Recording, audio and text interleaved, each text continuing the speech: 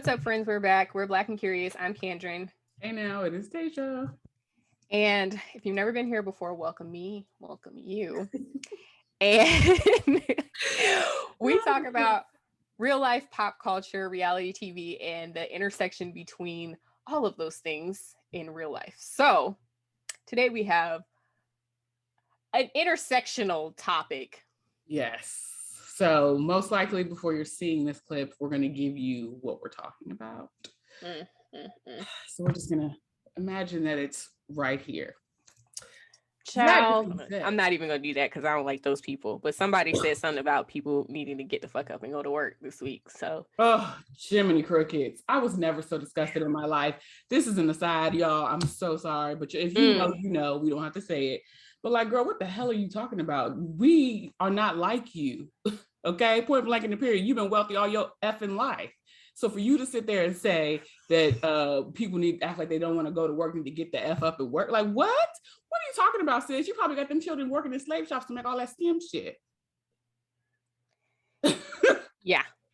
I'm still. And you know what I hate? This is like an aside, but something that I really hate is when everybody's like, oh, you have the same 8 hours in your day as Oprah, as Beyonce. And I'm like hell, I have 8 hours to get, or the same 24 hours, sorry. I have 24 hours. I have 24 hours to do everything I have to do. Beyonce and them, they have their 24, and they also have like 25 other people's 24. We don't all have the same number of hours in the day. Even if you have an assistant, even if you're working in a regular job or you are having a regular life and you have a housekeeper, that means you have somebody else's 4 hours a week or whatever it takes to clean your home. Like, miss me with the everybody. Everybody does not have the same 24 hours. And don't. Please. Cut the foolishness. Let's stop saying that, please.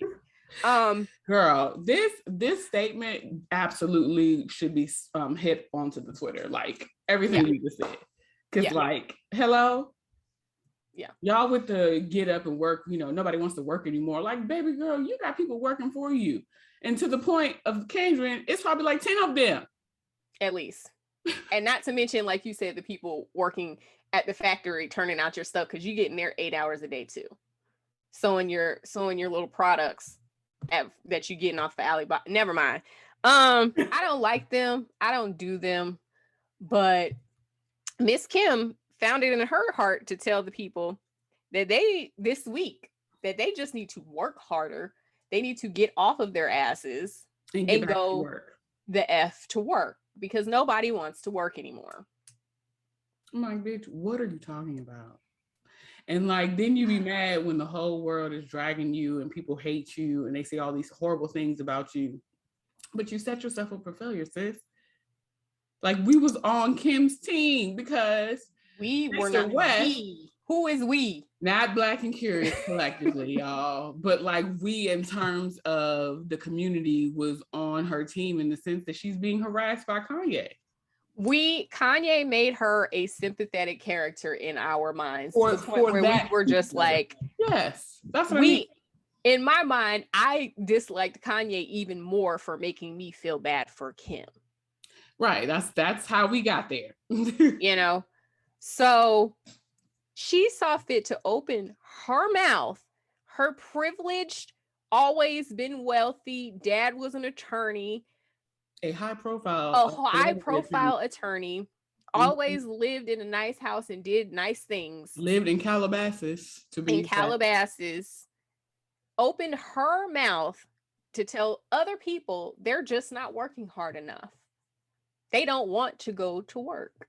Like, bitch, if we had your type of lifestyle and leisure, no, we wouldn't want to be working either.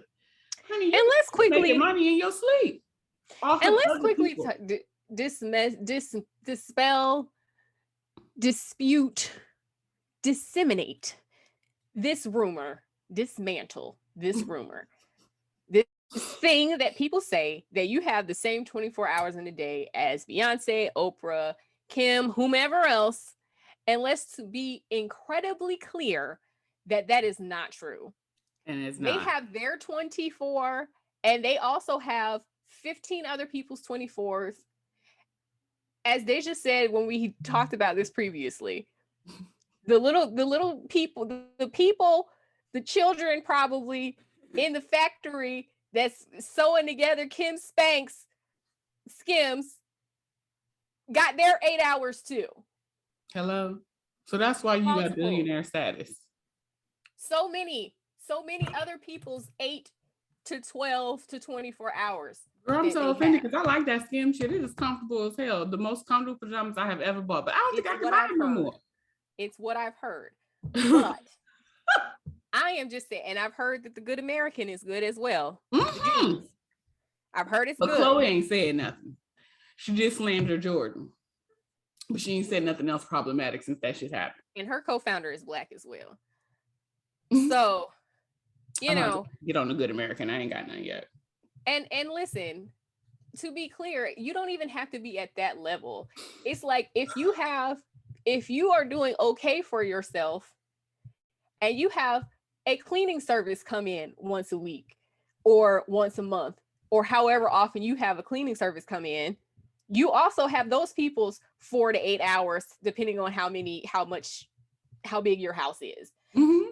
That's time that you don't have to spend. If you have an assistant at work or you have somebody running your errands, hell, if you have somebody delivering your groceries, that's an hour, somebody else's hour that you have. That's a 25th hour in your day, to be clear. And I'm quite certain that them hoes got about 3 assistants. So that right there is like half of a work week. Correct.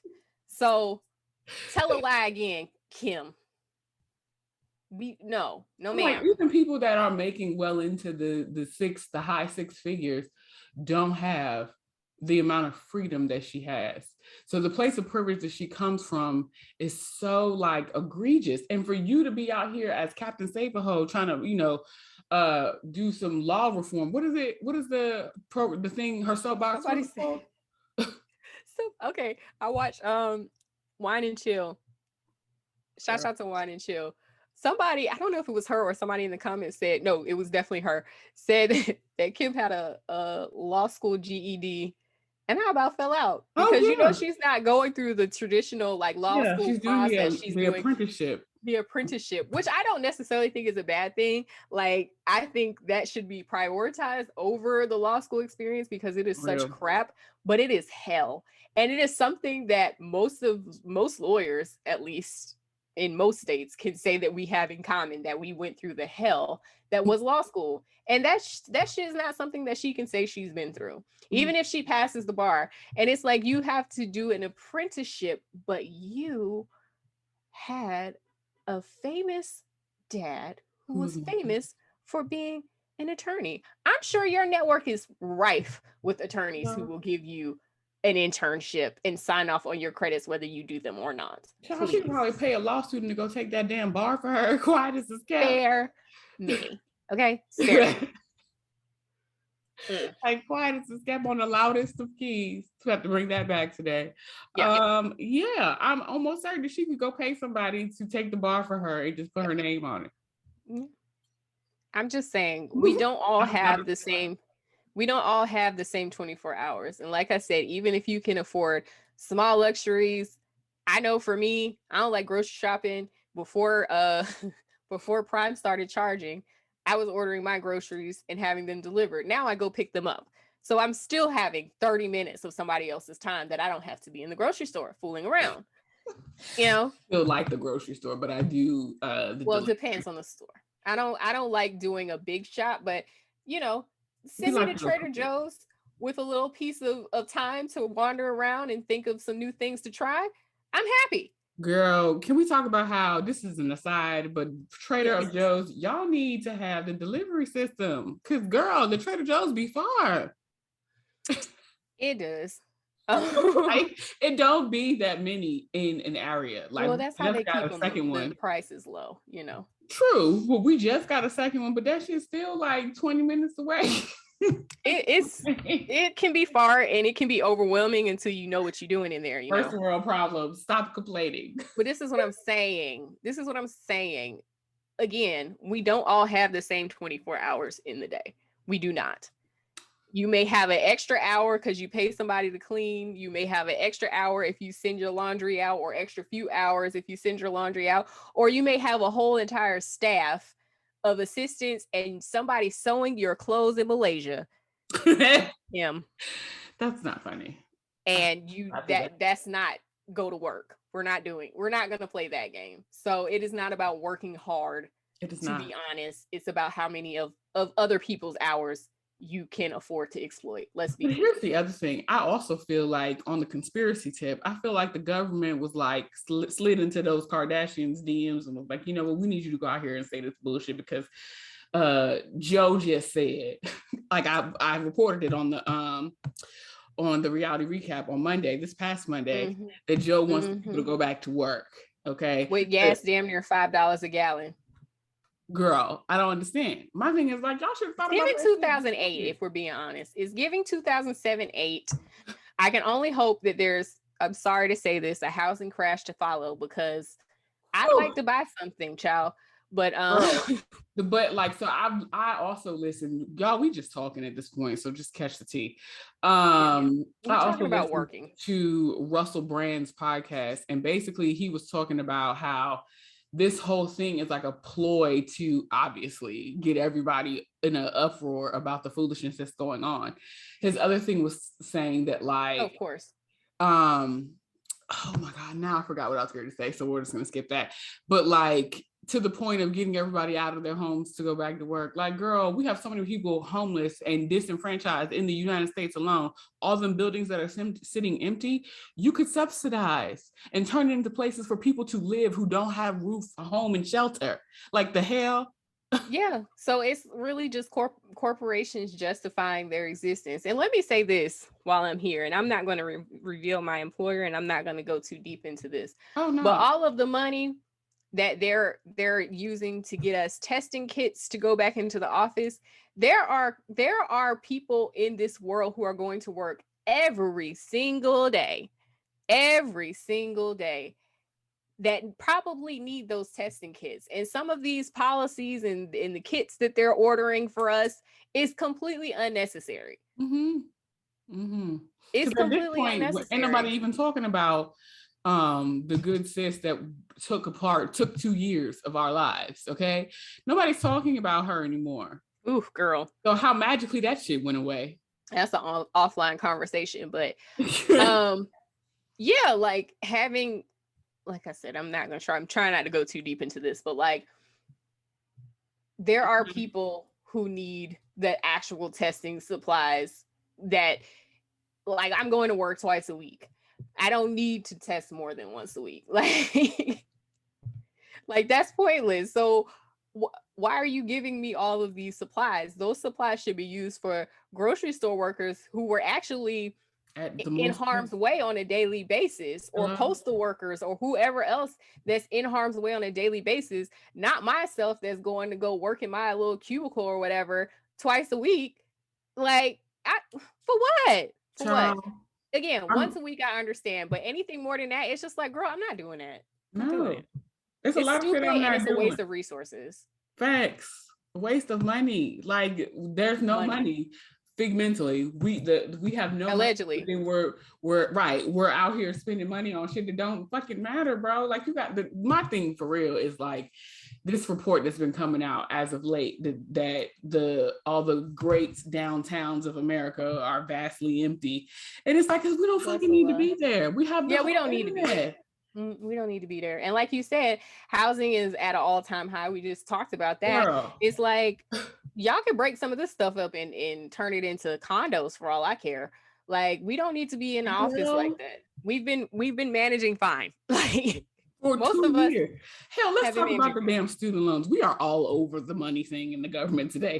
But like, a bit, years, but we've not been getting payments to the student loan debt, right? Yeah, right. But hello, just the goddamn fine. Oh. No, nothing else need to be said about that, but yeah, we right.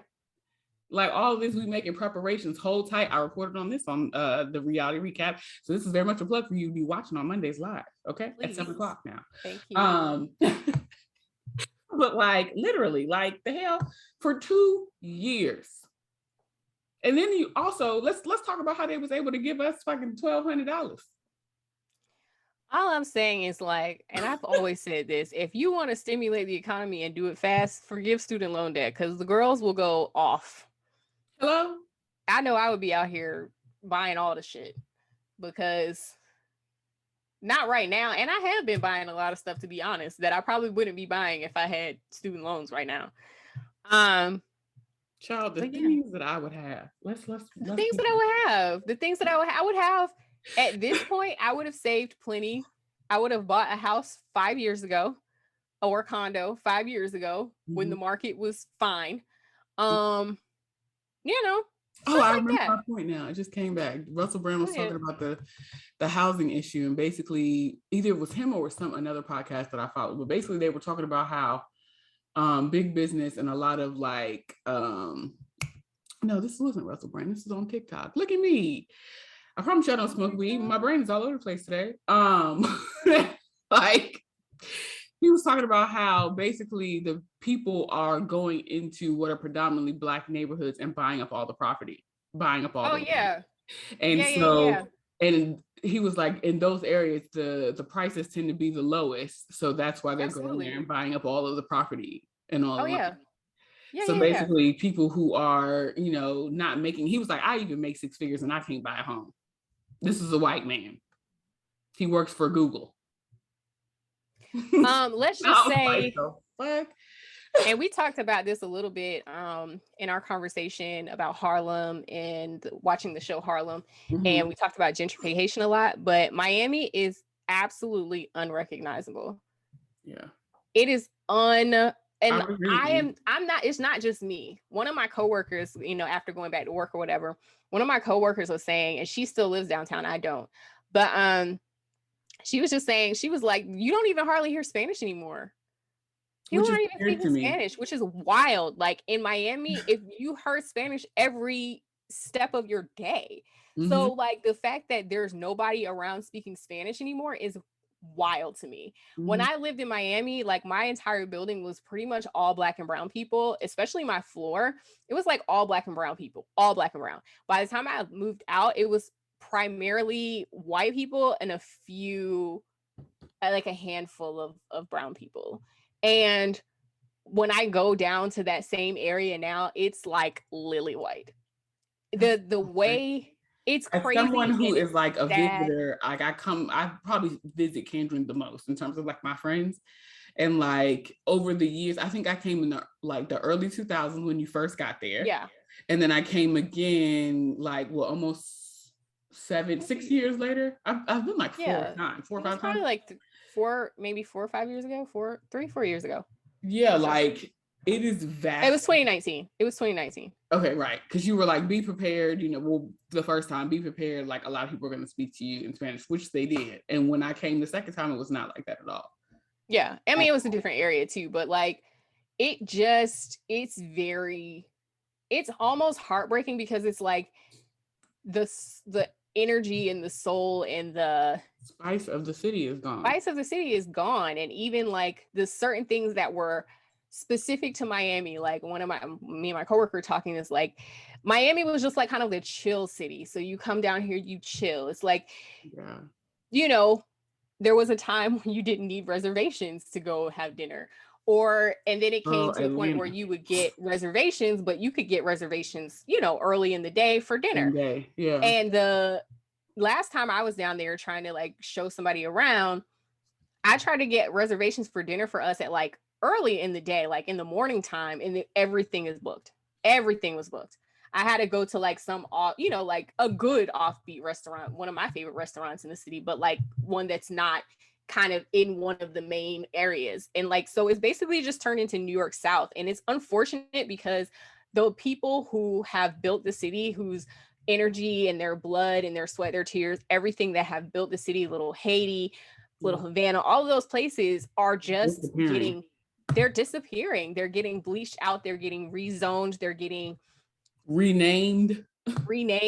I think Little Haiti is like Lemon City or something they're trying to call it now. Yeah. It is unfortunate. New York, Miami, I like this, and this is super small scale, to be very frank with you, but like even this city, like when you come home, Absolutely. Richmond looks totally fucking different. And we have all Completely these different. new names, like all these Completely new, different. this new signage and shit. It's wild to It's wild. have gone to college here. Mhm. And it'd be like a small space, and there's all these new names for stuff. Like Yeah. where I live at is a newly named area. I know when you said the name of your area, I was like, excuse me, I've never heard that verbiage ever in my life, ever. So anyways, to bring this back around to Kim, People talking shit. It's like, girl, you don't no know what it's like. You don't even know what it's like to work hard and still not be able to afford the things that you want out of life. Hello, you think you're working hard, but you have no fucking clue, sis. Exactly. You don't have a clue. You don't know what it feels like to, work hard, save your money, and still get priced out because people like you want to come and throw their money and their weight around. Mm-hmm. So save it. We don't want to hear it. We don't care. Keep your mouth shut. And I hope nobody watches your show. It ain't got nothing to do with you, sis. This is not your bag. So, anyways. Not your bag. You don't know this life. Don't speak on shit that ain't got nothing to do with you. That's not how you live. You've never known it. And I guarantee you don't even know people who actually struggle to live that way. Even your goddamn assistants is living good. Yeah.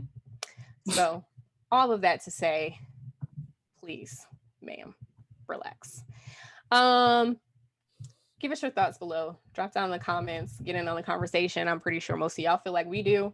But if you find an opposing opinion, please drop it down in the comments. We'd love to hear about it. Let's have a conversation. And that's it. We'll talk to you next time. Like, comment, subscribe, and we'll see you next time.